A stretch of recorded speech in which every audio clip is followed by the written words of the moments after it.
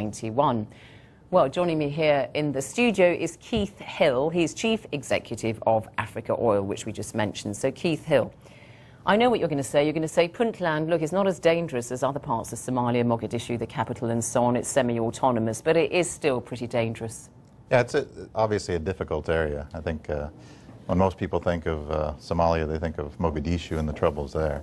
But the two northern provinces, Somaliland and Puntland, have been quite a bit quieter than the south. But it's all relative, though. You must be worried about safety. Yeah, we spend a lot of time on safety. I mean, we work with the Puntland government, we work with the Puntland military, but the thing we work most on is really the local communities. So if the people there where you're operating see benefit, we do community development projects, and if they see benefit and they want you there, that's the best security you can have. You can't ignore the government, can you, and the authorities? I mean, we know, fact of the matter is, that the authorities in Puntland have a very high tolerance of the activities of the pirates operating from there, turn a blind eye at the very least. Well, I have to say I have no knowledge of that. We've had cooperation on all levels, from the government, from the military, everyone. So.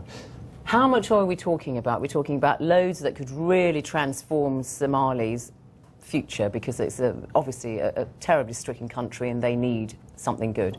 Yeah, it's early days yet, and we're just drilling the first 2 wells. They've never had wells drilled in this basin before. The 2 prospects we're getting ready to drill have about 300 million barrel potential each, and the basin itself, as you said, we think probably about 2 billion barrels. So it would drastically transform the country if we're successful. I think the reason there's pirates there is there really isn't much else to do economically there. That's the #1 business in the country. But if the oil is in the Puntland area, Somalia is still, under international law, a united country. Would the oil riches be distributed evenly and, of course, in a transparent way? Yeah, I think that the President Farole has been very straightforward about that. He is part of Somalia, the Federation of Somalia. He has no desire to break away from the Federation of Somalia, and that he would share oil equally with the other provinces. So I think they're committed to do that.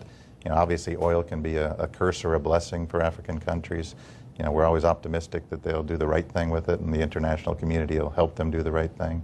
You know, it works in some countries, it doesn't work as well in others. I'm sure everybody will be hoping that it is not a curse but a blessing in Somalia. Keith Hill, Chief Executive of Africa Oil, thank you. Thank you.